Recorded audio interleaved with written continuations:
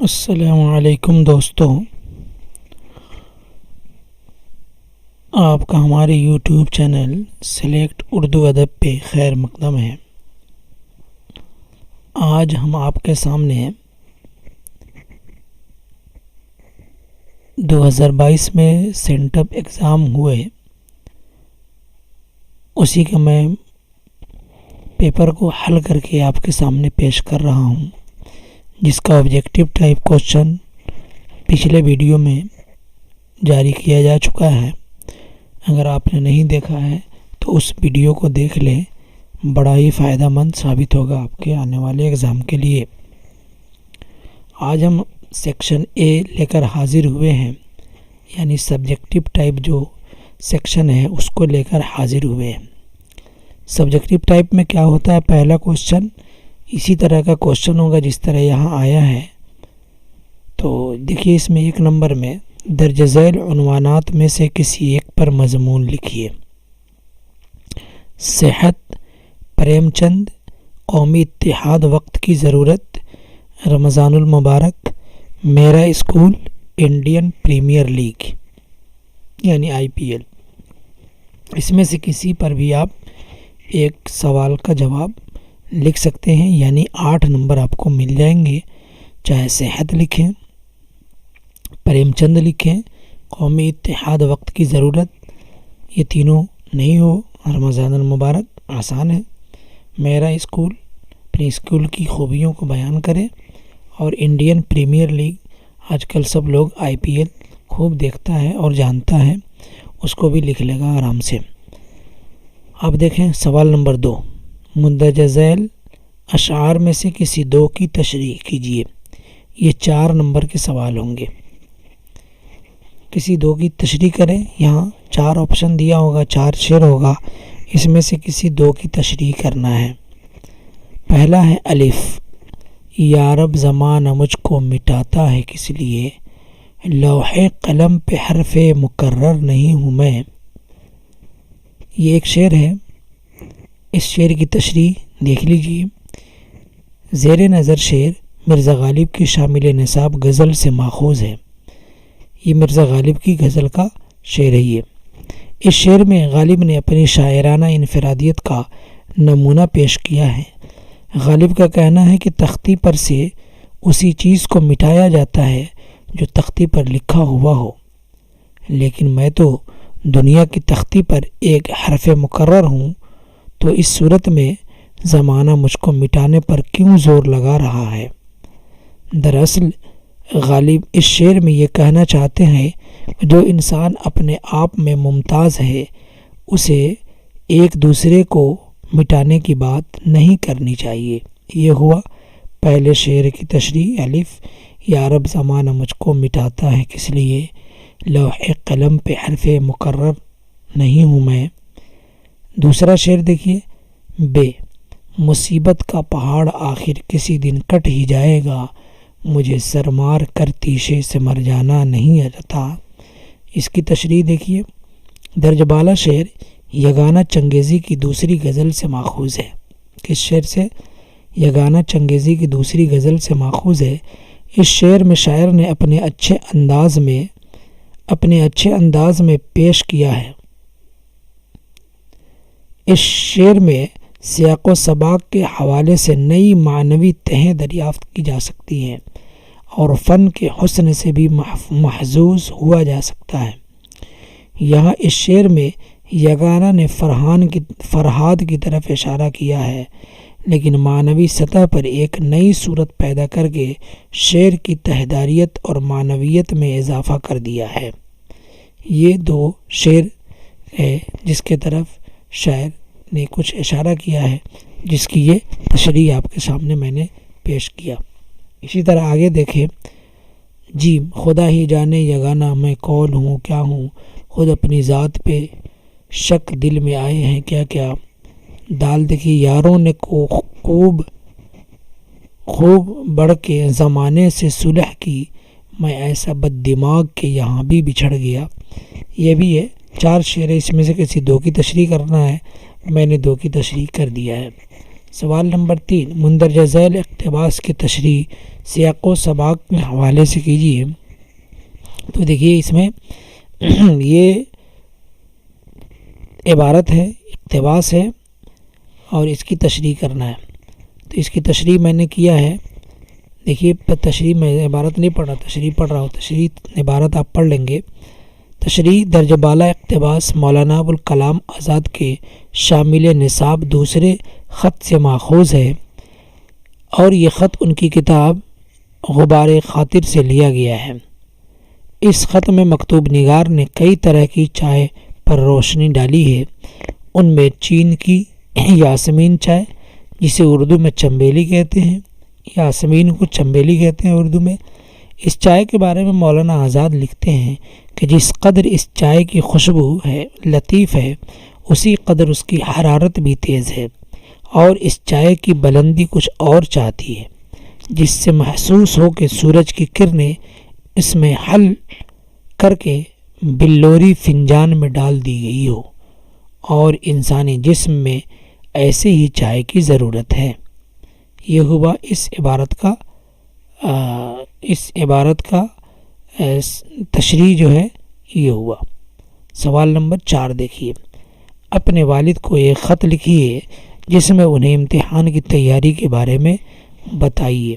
تو میں نے امتحان کی تیاری کے بارے میں خط لکھ دیا ہے، دیکھیے از امتحان حال، یعنی آج امتحان میں لکھیں گے تو ایسے ہی لکھیں گے، از امتحان حال جس تاریخ کو آپ کا ایگزام ہے، جیسے 9 فروری 2022، اور نیچے لکھیں گے محترم جناب والد صاحب السلام علیکم ورحمۃ اللہ وبرکاتہ، میں بخیر و عافیت ہوں، امید کرتا ہوں کہ آپ بھی بخیر و عافیت ہوں گے، اور گھر کے تمام لوگ بھی خیر و عافیت سے ہوں گے۔ خدا سے دعا ہے کہ آپ بزرگوں کا سایہ ہمارے اوپر تا دیر قائم رہے، اور آپ لوگوں کی رہنمائی ہمیں حاصل رہے۔ آگے پھر لکھیں گے، میں پچھلے کئی مہینوں سے سالانہ امتحان کی تیاری میں مصروف ہوں، اور تمام مضامین کی تیاری تقریباً مکمل ہو چکی ہے، اور اب میں تمام مضامین کو دہرا رہا ہوں تاکہ اچھی طرح ذہن نشین ہو جائے۔ آپ کی دعا شامل حال رہی تو آنے والے اس امتحان میں امتیازی نمبرات سے کامیابی حاصل ہوگی۔ آپ لوگوں سے دعا کی امید کے ساتھ میں اپنی بات یہیں ختم کرتا ہوں۔ لڑکی اگر ہیں تو کرتی ہوں، اور لڑکا ہے تو کرتا ہوں۔ امید کرتا ہوں میں بخیر و عافیت ہوں، اور امید کرتا ہوں کی جگہ کرتی ہوں، یعنی اپنا دیکھ لینا ہے، لڑکا لڑکی جس اعتبار سے لڑکا ہوگا کرتی ہوں اپنے اعتبار سے استعمال کریں گے، لڑکا ہوں گے تو لڑکا کے اعتبار سے۔ کائے کے لیے خط ہے؟ اپنی والدہ کو خط ہے امتحان کی تیاری کے بارے میں، 5 نمبر کا ہے یہ۔ اور اگر آپ چاہیں یا نیچے لکھیں گے فقط والسلام، اور نیچے یہاں اپنا نام لکھیں گے، جو بھی نام آپ کا ہو آپ یہاں اپنا نام لکھ دیں گے، فقط والسلام، اور نیچے اپنا نام۔ یا دیکھیے نیچے کیا، اسکول کے پرنسپل کو ٹرانسفر سرٹیفکیٹ جاری کرنے کے لیے درخواست لکھیے۔ یہ بھی لکھ سکتے ہیں، دونوں میں سے کوئی ایک خط لکھیں یا درخواست لکھیں۔ سوال نمبر 5، درج ذیل سوالوں میں سے صرف 5 کے مختصر جواب دیجیے۔ سوال نمبر اے دیکھیے، سید سلیمان ندوی کی کسی ایک کتاب کا نام لکھیں۔ تو سید سلیمان ندوی کی کتاب کا نام کیا ہے؟ ارض القرآن ہے، سیرت النبی بھی ہے۔ یہاں ایک ہی پوچھ رہا ہے، ارض القرآن ہی لکھیں گے۔ اگر کہے گا کہ 2 کتابوں کے نام لکھیے تو آپ لکھ دیں گے سیرت النبی اور ارض القرآن وغیرہ۔ بی، سرخی سے کیا مراد ہے؟ تو سرخی سے مراد لالی ہے۔ سوال نمبر سی، مغرب کو کس کی علامت کہا گیا ہے؟ تو مغرب کو غلامی کی علامت کہا گیا ہے۔ کس کی علامت کہا گیا ہے؟ غلامی کی علامت کہا گیا ہے۔ ڈی، جنت سے حکم سفر کسے ہوا؟ تو جنت سے حضرت آدم کو حکم سفر ہوا۔ کسے ہوا تھا؟ حضرت آدم کو حکم سفر ہوا تھا، یعنی کہا گیا آپ جنت سے دنیا میں جائیے اور وہیں رہیے۔ سوال نمبر ای، مولانا آزاد کا اصل نام کیا تھا؟ مولانا آزاد کا اصل نام محی الدین احمد تھا۔ کیا نام تھا؟ محی الدین احمد۔ سوال نمبر ایف، تحفہ اور سوغات کی بات کس نظم میں آئی ہے؟ تو تحفہ اور سوغات کی بات علی سردار جعفری کی نظم گفتگو میں آئی ہے۔ سوال نمبر جی، علی سردار جعفری کا تعلق کس تحریک سے رہا ہے؟ تو علی سردار جعفری کا تعلق ترقی پسند تحریک سے رہا ہے۔ سوال نمبر ایچ، کیا تمام انسان وقت کی کھیتی ہے؟ ہاں، تمام انسان وقت کی کھیتی ہیں۔ سوال نمبر آئی، اکبر الہ آبادی کا انتقال کب ہوا؟ تو اکبر الہ آبادی کا انتقال 9 ستمبر 1920 کو الہ آباد میں ہوا تھا۔ کب ہوا تھا؟ 9 ستمبر 1920 کو الہ آباد میں ہوا تھا اکبر الہ آبادی کا انتقال۔ سوال نمبر جے، متشاعر کا بس چلے تو وہ کون سا کام کرنا چاہتا ہے؟ متشاعر کا بس چلے تو وہ اکبر الہ آبادی کے دیوان پر قبضہ جمانا چاہتا ہے۔ سوال نمبر 6 دیکھیے، مندرجہ ذیل میں سے کسی 3 سوالوں کے جواب دیجیے۔ کوئی بھی 3 سوال، 6 سوال ہوں گے، 6 میں سے کسی 3 کے جواب دینے ہیں آپ کو، اور ایک سوال 5 نمبر کا ہوگا، یعنی سوال نمبر 6 15 نمبر کا ہے۔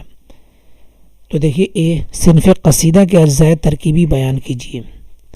تو صنف قصیدہ کی پچھلے ایک جو میں نے حل کرایا تھا، ایک پچھلا کوشچن، اس میں تھا مرثیہ کی اجزائے ترکیبی بیان کریں، اور یہاں کیا ہے، قصیدہ کے اجزائے ترکیبی ہیں۔ تو یہ سب دیکھ لینا ہے، کوئی بھی سوال آ سکتا ہے۔ قصیدہ شاعری کی وہ صنف ہے جس میں کسی کی تعریف یا توہین کی جاتی ہے۔ اس میں تخیل کی بلندی اور مبالغہ آمیزی ہوتی ہے۔ اردو قصائد کے اجزائے ترکیبی وہی ہیں جو فارسی قصائد کے رہے ہیں، یعنی اردو قصیدہ نگاری نے فارسی قصائد کے اجزائے ترکیبی کو ہی اختیار کر لیا ہے۔ اردو قصیدہ کے اجزائے ترکیبی درج ذیل ہیں، یہ صرف 4 ہیں: تشبیب، گریز، مدح اور حسن طلب۔ یہ لکھیں گے اے، 5 نمبر کا ہو گیا یہ۔ سوال نمبر بی، ولی دکنی یا مرزا غالب کے 2 شعر لکھ کر ان کے معنی بتائیے۔ تو الف، میں چمن میں کیا گیا گویا دبستاں کھل گیا، بلبلیں سن کر میرے نالے غزل خواں ہو گئی۔ درجہ بالا شعر مرزا غالب کی زیر نصاب دوسری غزل سے ماخوذ ہے۔ اس شعر میں غالب نے چمن سے مراد شاعری کی دنیا لیا ہے، چنانچہ فرماتے ہیں کہ میں شعر و شاعری کی دنیا میں کیا آیا، گویا شعر و شاعری کا ایک ایسا اسکول کھل گیا۔ اب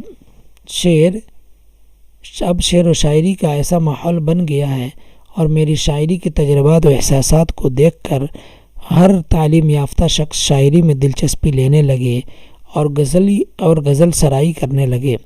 دوسرے الفاظ میں کہوں تو چمن کے بلبلوں نے بھی اپنے نالے و فریاد کا سلسلہ غالب کی شاعری سے ہی سیکھا ہے۔ یہی غالب کی شاعری کی انفرادی خصوصیت ہے۔ اب دیکھیے اس میں بے، رنج سے خوگر ہوا انسان تو مٹ جاتا ہے رنج، مشکلیں مجھ پر پڑی اتنی کی آسا ہو گئی۔ آگے دیکھیے، درج بالا شعر مرزا غالب کی دوسری غزل سے ماخوذ ہے۔ اس شعر میں غالب دنیاوی رنج و الم کو جھیلنے اور برداشت کرنے کا سلیقہ سکھایا ہے، چنانچہ فرماتے ہیں کہ رنج و الم دنیاوی زندگی میں ہر انسان کی زندگی کا حصہ ہے، اس لیے جب آدمی کو رنج و الم سے دوچار ہونا پڑے تو بہادری سے آزمائشوں کا مقابلہ کرنا چاہیے۔ غالب نے اس شعر میں اپنا تجربہ بیان کیا ہے کہ جب آدمی رنج و الم کا خوگر ہو جاتا ہے تو مشکلات خود بخود آسان نظر آنے لگتی ہے۔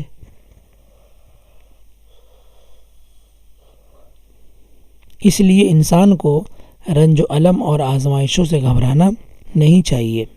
سی دیکھیے، اکبر الہ آبادی کی شاعری پر مختصر نوٹ لکھیے۔ اکبر الہ آبادی، اکبر کی شاعری قومی و ملی شاعری ہے، کیونکہ وہ اپنی شاعری کی مدد سے پوری قوم کی اصلاح کرنا چاہتے تھے۔ اکبر کو قوم کی لٹتی ہوئی تہذیب کا بڑا احساس تھا، اس لیے انہوں نے طنز و ظرافت کا سہارا لیا۔ ظرافت اکبر کے کلام کی روح ہے۔ اکبر اپنے زمانے کی ذہنی، سیاسی اور کشمکش سے پوری طرح آگاہ اور متاثر تھے، چنانچہ نہ صرف انہوں نے اس کی عکاسی کی ہے بلکہ ایک حساس ذہن کے ساتھ اس پر تنقید بھی کی ہے۔ ان کی تنقید میں خلوص ہے اور اس کا مقصد اصلاح ہے۔ اکبر کے یہاں طنز و مزاح کے پیچھے ایک پورا مقصد کار فرما ہے۔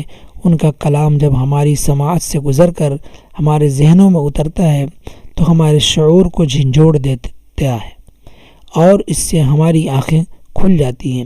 یہ اکبر کا کمال ہے کہ ان کا کلام ناصحانہ ہوتے ہوئے بھی نہ تو کبھی ناگوار گزرتا ہے اور نہ یاد خاطر بنتا ہے۔ لہذا ان کے اشعار پر اثر ہونے کی ایک خاص وجہ یہ ہے کہ ان کی بنیاد میں حقائق کار فرما تھی۔ اکبر کی شاعری محض جذباتی یا تخیلاتی نہیں ہے بلکہ حقیقت پسندانہ ہے۔ اس طرح آگے دیکھیں گے اے بی سی ہو گیا، ڈی ای ایف یہ تینوں ہیں، ان تینوں میں سے بھی کچھ لکھ سکتے ہیں۔ بہرحال میں نے 3 حل کر دیا 15 نمبر کا۔ سوال نمبر 7، درج ذیل عبارت کی تلخیص پیش کیجیے۔ یہ عبارت دیا ہوا، اس میں سے اس کا تلخیص پیش کرنا ہے یعنی خلاصہ لکھنا ہے۔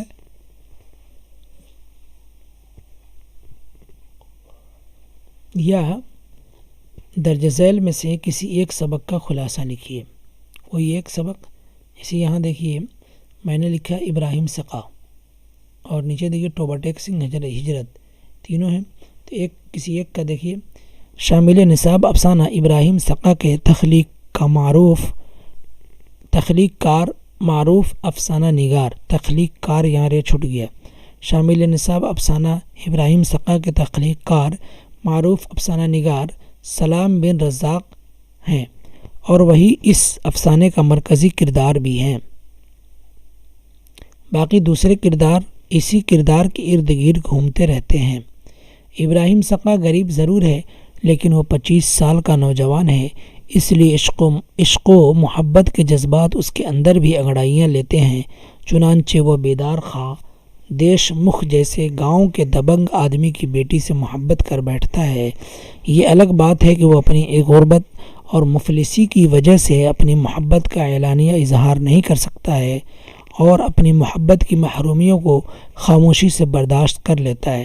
دوسری طرف اس کی محبوبہ بھی ابراہیم سقا سے بے پناہ محبت کرنے کے باوجود اظہار نہیں کر سکی اور محبوب کی جدائی کے غم میں دنیا کو ہی خیرآباد کہہ دیتی ہے۔ اس کہانی کا المیہ یہ ہوتا ہے کہ ابراہیم سقا بھی اپنی محبوبہ کی قبر پر جان دے دیتا ہے۔ یہ ہوا آپ کا ابراہیم سقا کا خلاصہ، سبق جو ہے ابراہیم سقا آپ کے نصاب میں اس کا یہ خلاصہ ہے۔ تو آپ کا یہ سیکشن بی بھی مکمل ہوا۔ تو یہ آپ کا تیسرا سیٹ مکمل ہو گیا۔ آپ نے اگر پچھلا سیٹ تینوں نہیں دیکھا ہے تو آپ اس کو ضرور دیکھیں۔ اگر آپ نے اس پورے ویڈیو کو یعنی پہلا، دوسرا اور تیسرا، اس سے پہلے جو 6 سیریز گیا ہے اس کا جو ہے یہ 7واں ویڈیو ہوگا، تو آپ 7 ویڈیو کو دیکھ لیں، انشاءاللہ آپ کو ضرور فائدہ ہوگا۔ اگر آپ نے میرے چینل کو سبسکرائب نہیں کیا ہے تو کر دیں، بیل آئیکن کو دبا دیں اور اس ویڈیو کو اپنے دوستوں تک شیئر کریں۔ تو چلیے بس کرتے ہیں آج کے لیے، پھر اگلے ویڈیو کے ساتھ آپ کے ساتھ ملیں گے کچھ اور لے کر۔ جب تک کے لیے خدا حافظ۔